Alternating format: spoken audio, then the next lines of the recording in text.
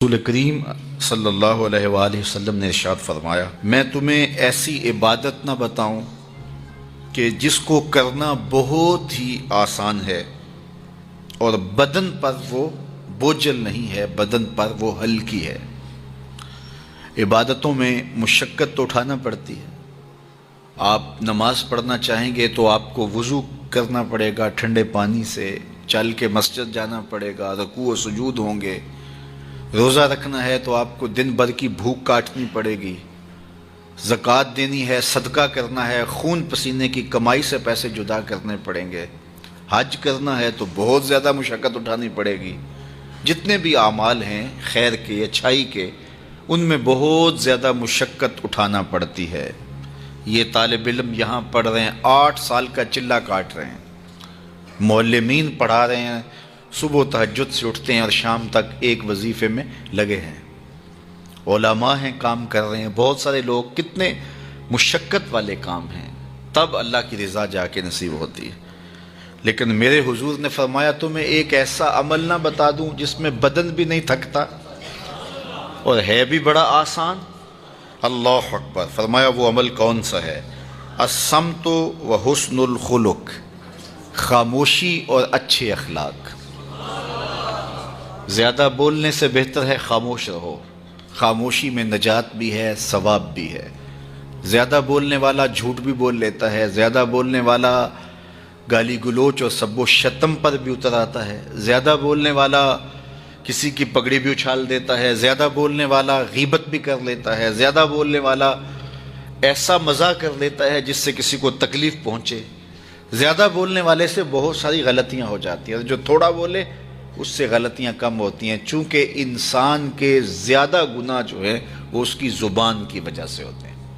ایک روایت میں آتا ہے جب صبح ہوتی ہے سارے اعضائے بدنیاں زبان کے آگے ہاتھ جوڑتے ہیں، بی بی تو چپ رہنا، چونکہ بولتی تو ہے اور مصیبت سارے اعضائے بدنیاں کو سہنا پڑتی ہے۔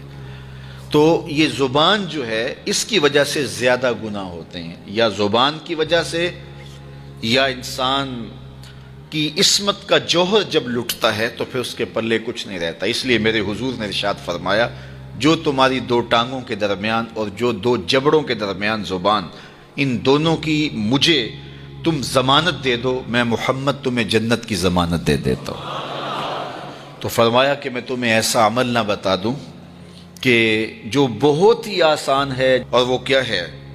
الصمت، خاموشی، وحسن الخلق، اور دوسری بات اچھے اخلاق، رویوں کی خوبصورتی۔ کسی سے ملو تو ہنس کے ملو، کسی سے بات کرو تو لہجے میں نرمی ہو، کسی کی عزت آبرو کا خیال رکھو، بڑے کا احترام کرو، چھوٹے پر شفقت کرو، مخلوق خدا پر رحم کرو، اللہ کی مخلوق پر شفقت سے پیش آؤ، رسول کریم کی امت پر رحم کرو۔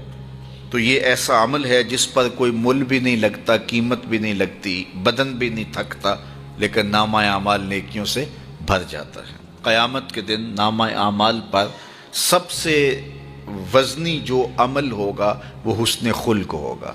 حضور نے فرمایا کہ بیہودگی اور فحش کلام کرنا، یہ سب کچھ جو ہے، تو فرمایا یہ اسلام میں سے نہیں ہے، اور بہترین اسلام وہ ہے جس میں خلق اچھے ہوں۔ حضور نے ارشاد فرمایا کہ جو حسن خلق ہے یہ گناہوں کو اس طرح مٹا دیتا ہے جس طرح جو مصفہ پانی ہوتا ہے، اچھا پانی ہوتا ہے، وہ بدن سے میل کچیل اتار دیتا ہے، اور جو برے اخلاق ہیں وہ عمل کو اس طرح فاسد اور ضائع کر دیتے ہیں جس طرح شہد کے اندر سرکہ ڈال دیا جائے تو شہد صحیح نہیں رہتا۔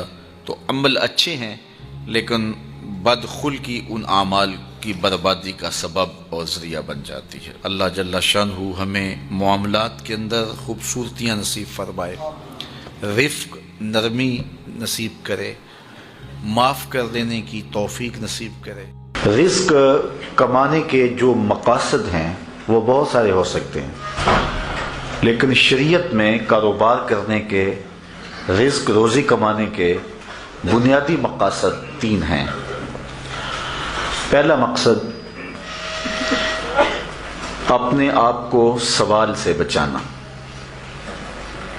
دوسرا مقصد اپنے آپ کو حرام سے بچانا، تیسرا مقصد اپنی اولاد کی کفالت کرنا۔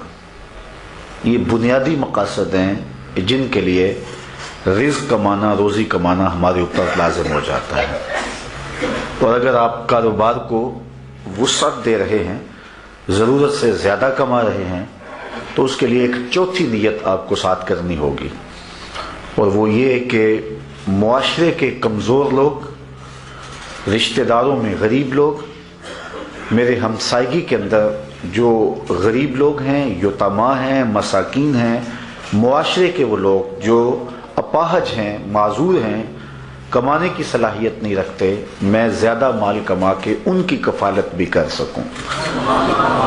ان چار مقاصد کو ذہن میں رکھ کر کے جو رزق کمایا جائے گا وہ دنیا نہیں ہوگی، عین دین ہوگا۔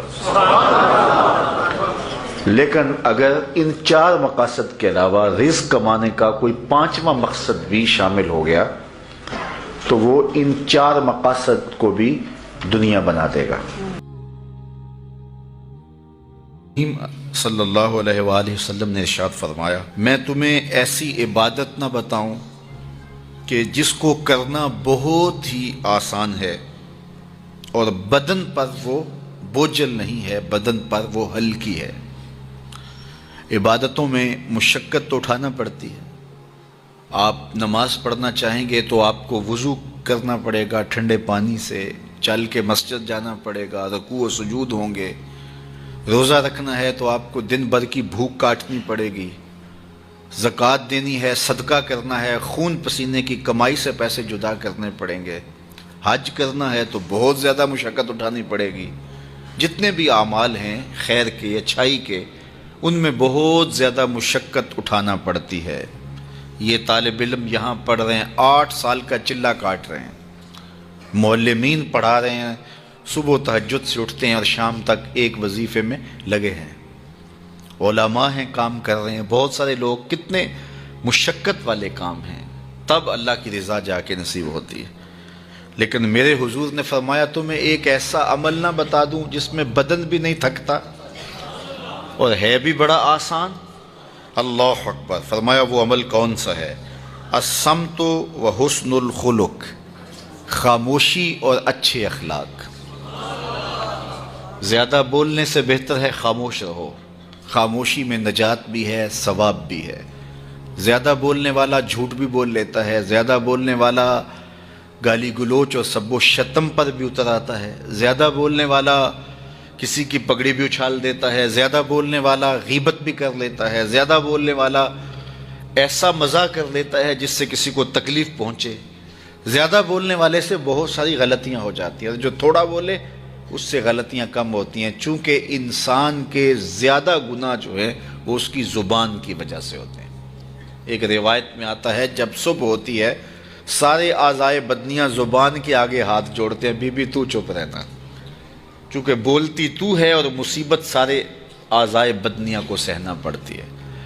تو یہ زبان جو ہے اس کی وجہ سے زیادہ گناہ ہوتے ہیں، یا زبان کی وجہ سے، یا انسان کی عصمت کا جوہر جب لٹتا ہے تو پھر اس کے پلے کچھ نہیں رہتا۔ اس لیے میرے حضور نے ارشاد فرمایا جو تمہاری 2 ٹانگوں کے درمیان اور جو 2 جبڑوں کے درمیان زبان، ان دونوں کی مجھے تم ضمانت دے دو، میں محمد تمہیں جنت کی ضمانت دے دیتا ہوں۔ تو فرمایا کہ میں تمہیں ایسا عمل نہ بتا دوں کہ جو بہت ہی آسان ہے، اور وہ کیا ہے؟ الصمت، خاموشی، وحسن الخلق، اور دوسری بات اچھے اخلاق، رویوں کی خوبصورتی۔ کسی سے ملو تو ہنس کے ملو، کسی سے بات کرو تو لہجے میں نرمی ہو، کسی کی عزت آبرو کا خیال رکھو، بڑے کا احترام کرو، چھوٹے پر شفقت کرو، مخلوق خدا پر رحم کرو، اللہ کی مخلوق پر شفقت سے پیش آؤ، رسول کریم کی امت پر رحم کرو۔ تو یہ ایسا عمل ہے جس پر کوئی مل بھی نہیں لگتا، قیمت بھی نہیں لگتی، بدن بھی نہیں تھکتا، لیکن نامہ اعمال نیکیوں سے بھر جاتا ہے۔ قیامت کے دن نامہ اعمال پر سب سے وزنی جو عمل ہوگا وہ حسن خلق ہوگا۔ حضور نے فرمایا کہ بیہودگی اور فحش کلام کرنا یہ سب کچھ جو ہے تو فرمایا یہ اسلام میں سے نہیں ہے، اور بہترین اسلام وہ ہے جس میں خلق اچھے ہوں۔ حضور نے ارشاد فرمایا کہ جو حسن خلق ہے یہ گناہوں کو اس طرح مٹا دیتا ہے جس طرح جو مصفہ پانی ہوتا ہے، اچھا پانی ہوتا ہے، وہ بدن سے میل کچیل اتار دیتا ہے، اور جو برے اخلاق ہیں وہ عمل کو اس طرح فاسد اور ضائع کر دیتے ہیں جس طرح شہد کے اندر سرکہ ڈال دیا جائے تو شہد صحیح نہیں رہتا۔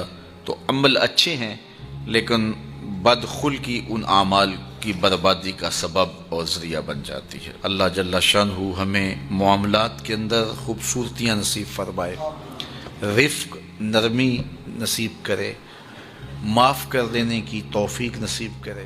رزق کمانے کے جو مقاصد ہیں وہ بہت سارے ہو سکتے ہیں، لیکن شریعت میں کاروبار کرنے کے، رزق روزی کمانے کے بنیادی مقاصد 3 ہیں۔ پہلا مقصد اپنے آپ کو سوال سے بچانا،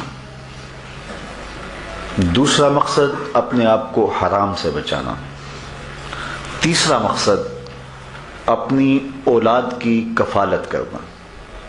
یہ بنیادی مقاصد ہیں جن کے لیے رزق کمانا، روزی کمانا ہمارے اوپر لازم ہو جاتا ہے۔ اور اگر آپ کاروبار کو وسعت دے رہے ہیں، ضرورت سے زیادہ کما رہے ہیں، تو اس کے لیے ایک چوتھی نیت آپ کو ساتھ کرنی ہوگی، اور وہ یہ کہ معاشرے کے کمزور لوگ، رشتہ داروں میں غریب لوگ، میرے ہمسائیگی کے اندر جو غریب لوگ ہیں، یتیما ہیں، مساکین ہیں، معاشرے کے وہ لوگ جو اپاہج ہیں، معذور ہیں، کمانے کی صلاحیت نہیں رکھتے، میں زیادہ مال کما کے ان کی کفالت بھی کر سکوں۔ ان 4 مقاصد کو ذہن میں رکھ کر کے جو رزق کمایا جائے گا وہ دنیا نہیں ہوگی، عین دین ہوگا۔ لیکن اگر ان 4 مقاصد کے علاوہ رزق کمانے کا کوئی 5واں مقصد بھی شامل ہو گیا تو وہ ان 4 مقاصد کو بھی دنیا بنا دے گا۔